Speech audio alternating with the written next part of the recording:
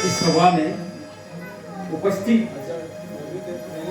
एकल अभियान संस्कार शिक्षा तथा हमारे गांव के माताएं, उच्चाविल और बाहर से आए हुए माननीय वरिष्ठ अतिथिगण और आदरणीय संगी साथी, भाई बहन और छोटे प्यारे बच्चे, आप सभी को मेरा हार्दिक प्रणाम।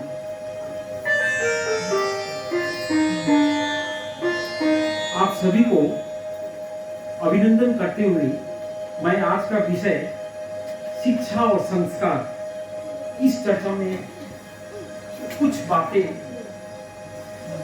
संक्षेप में बोलने जा रहा हूं, जो कि हमारे एकल अभियान उन्होंने बहुत ही सुंदरता से सब कुछ बोल चुके हैं। सिर्फ संक्षेप में 2-3 बातें बोल रहा हूं। चलिए शुरुआत करते हैं। आशा करते हैं कि थोड़ी सी धैर्य और रखेंगे तो और अच्छा लगेगा। चलिए, शिक्षा और संस्कार जिंदगी जीने का 2 मूल मंत्र है, क्योंकि शिक्षा आपको कभी झुकने नहीं देगी और संस्कार आपको कभी गिरने नहीं देगी। कहने का मतलब है, शिक्षा अंधकार में प्रकाश का वो किरण है जो हर व्यक्ति को आत्मनिर्भर बनाती है, और संस्कार वो सूर्य है, वो सर्वशक्तिमान सूर्य है जो एक मजबूत आधार चट्टान के रूप में आपको एक आदर्श जीवन देती है। यानी कि जिस गांव में बारिश ना हो वहां की फसलें खराब हो जाती है, ऐसे ही जिस घर, समाज और गांव में शिक्षा और संस्कार ना हो तो वहां की नस्ल ही बर्बाद हो जाती है। परम कृपामय ईश्वर की कृपा से हमें जो ज्ञान रूपी जीवन मिला है, आखिर इस छोटे से जीवन काल में हम अपने परिवार और बच्चे के लिए सब कुछ करते हुए भी हम इतना निराश क्यों हो जाते हैं? क्यों ये बोलते हैं हमारे बच्चे कुछ सुनते नहीं है, कुछ अच्छा काम करते नहीं है, हमारा तो जीवन नरक बन चुका है, हम कैसे आगे बढ़े? हमारा जीवन, हमारा समाज, हमारा परिवार सबका सूर्यास्त हो चुका है। किंतु शायद हमारे परिवार और इस समाज का कुछ अच्छा होने वाला नहीं है। कहीं न कहीं हर व्यक्ति के चेहरे पे एक निराशाजनक चेहरा दिखाई देता है। आखिर इस चीज से हम कैसे उठें? हमारे पास धन दौलत सब कुछ है, इसके बावजूद भी हम इतना पीछे क्यों पड़े हुए हैं? हमारे भारतवर्ष स्वाधीन से पहले, भारत स्वाधीन से पहले ये जो वीर भूमि, ये जो दीप भूमि जब होने वाला जो हो चुका है, जैसे कि माननीय एकल अभियान के इतना ज्ञानी जन इतना अच्छा बात बोल चुके हैं, ये स्वर्ग से भी बड़ा है। इसके बावजूद भी हम क्यों पीछे पड़े हुए हैं? हमें क्या कमी है?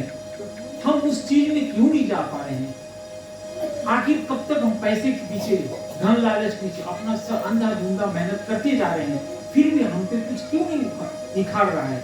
हम क्यों अपने आप को आगे नहीं बढ़ा पा रहे हैं? चाहे कुछ भी हो, हमें तो कुछ करना पड़ेगा। इधर उधर भागने से या व्यर्थ की चिंता करने से या सिर्फ पैसे की सोच में अंधाधुंधा मेहनत करने से हमें एक मुश्किल से पेट पालने के लिए जीवन तो मिल जाएगी। जरा गौर फरमाइएगा, इधर उधर भागने से या व्यर्थ की चिंता करने से या सिर्फ पैसे के लालच में, पैसे के सोच में अंधाधुंधा मेहनत करने से हमें एक मुश्किल से पेट भरने के लिए जीवन तो मिल जाएगा। लेकिन आप सभी, हर एक व्यक्ति विशेष के अंदर जो एक महान और अदृश्य ज्ञान न जाने कितने वर्षों से छुपा हुआ है, उससे निकालने के लिए एक सही सोच, कड़ी मेहनत, सही जगह सही संगठन की जरूरत है। तभी जाके हम सभी आपस में विचार विमर्श करते हुए एक सही शिक्षा और संस्कार पा सकते हैं।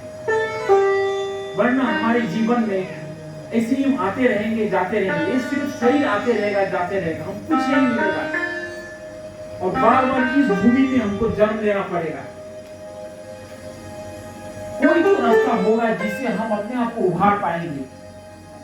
अगर हम अपने आप को अगर सही संगठन में सही जगह में हम एक दूसरे के पास नहीं बैठेंगे, उस विचार विमर्श नहीं करेंगे, तो वो सोच आएगा कहां से? उस सोच को आने के लिए हमें कुछ तो करना पड़ेगा, एक साथ बैठना पड़ेगा। जीवन तो यूं चला जा रहा है, रोज सुबह हो रहा है, रोज शाम हो रहा है, वो समय जो चला गया फिर तो कभी नहीं आएगा। ये जो बच्चे खिलखिलाते हैं आपके सामने खेल रहे हैं, इनका भी एक दिन जीवन ऐसे ही हमारे पास आएगा। तो हम अंत में बोलेंगे बेटे हम तो तेरे लिए कुछ नहीं कर पाए, अब अपना जीवन देखो। तो हमें खुद से पूछना पड़ेगा कि वो संस्कार, वो शिक्षा क्या हमने अपने बच्चों को दिए हैं? कभी नहीं दिए हैं। और व्यर्थ में हम आशा करते हैं कि हमारे बच्चे हमारे लिए कुछ नहीं करते हैं। अगर आप सभी अपने बच्चों के लिए कुछ नहीं देंगे, ये संदेश इस प्रांगण से एक सही संदेश जाना चाहिए, हमें कुछ तो करना पड़ेगा। कहते हैं ये जीवन जो है मृत्यु के जाने से पहले भी, एक सेकंड पहले भी हमारे पास बहुत कीमती वक्त होता है। आदमी को आभास हो जाता है, उसको ना कोई डॉक्टर की जरूरत होता है, वो बोलता है बेटा अब बंद कर, अब घर में ही हमको जाना पड़ेगा। कम से कम जाने से पहले मेरे उस गलियारे में, उस गांव में, उस नदी के पानी में, उस मंदिर में, उस चरवाहे में लेके चला जा, शायद मेरा आत्मा वहीं पर निकल जाए। अंत में मैं ज्यादा नहीं बोलूंगा। हमारे परिवार समाज अगर ऐसी सोच इस महान एकल्प अभियान के जरिए इन्होंने जो यानी पंच तत्व जो हम बोलते हैं, एक शरीर की बनावट एक पंच तत्व से होता है, हम वैसे ही इस एकल्प अभियान को समझेंगे और समझने की कोशिश करेंगे। बिना पंच तत्व से कुछ नहीं होने वाला है। ये जो बोलते हैं ना अंतिम समय में ये शरीर जो है पंच तत्व में विलीन हो जाता है, तो यही पंच तत्व एक साक्षात हमें दुख कष्ट से एक निष्काम भाव इन सब चीज से उभारने के लिए, शायद अब तो राम जी आने वाले नहीं हैं, महाकृष्ण प्रभु नहीं आने वाले हैं, कोई नहीं आने वाले हैं, शायद इसी भूमि में यही महा जो अभियान है एकल अभियान, इससे हम शायद उभर पाएंगे। जरा गौर फरमाइएगा और थोड़ा कोशिश करते हैं। और इसी के यही एक रास्ता है जिसके वजह से हमारे परिवार समाज और आने वाले नस्लें कामयाबी की तरफ बढ़ सकते हैं, वरना और कोई रास्ता नहीं है। अब चाहे कितना भी धन दौलत दे दे, कुछ नहीं होने वाला है। मैं आशा करता हूं कि वो दिन अब दूर नहीं जब कामयाबी और सफलताएं की रास्ताएं हमारे इस प्रांगण से शुरुआत होने वाली है। और इसका झलक बीते 4-5 साल से हमारे इस प्रांगण, इस इचाबिल गांव के मंदिर की तरफ से भिन्न भिन्न कार्यक्रम के माध्यम से कुछ सबूत मिल रहा है, जिसका पहला प्रमाण आपके सामने है। आज से 4-5 साल पहले जब हम बाहर रहते थे तब इस प्रांगण में इतना भीड़ नहीं होता था, लेकिन आज देखिए वो चमत्कार दिखाई दे रहा है आप सभी के सामने। सिर्फ थोड़ी सी कोशिश करना पड़ता है, हमें निराश नहीं होना पड़ता है। हम खुद को किसी को ब्लेम करने से पहले, किसी को दोष देने से पहले खुद पर झाड़ना पड़ता है कि आखिर हमने क्या किया है। हम दूसरों को क्या बोलेंगे, मैंने कुछ किया है कि नहीं। पहला सोच इधर से शुरुआत होता है। अगर मैं सही हूं तब मैं किसी की बात सुन सकता हूं, वरना वो चाहे कुछ भी बोले, पहले सोच अपने आप से स्टार्ट कीजिए। और अंत में मैं अपने वाणी को विराम देते हुए आप सभी को हृदय से मेरा बहुत बहुत धन्यवाद।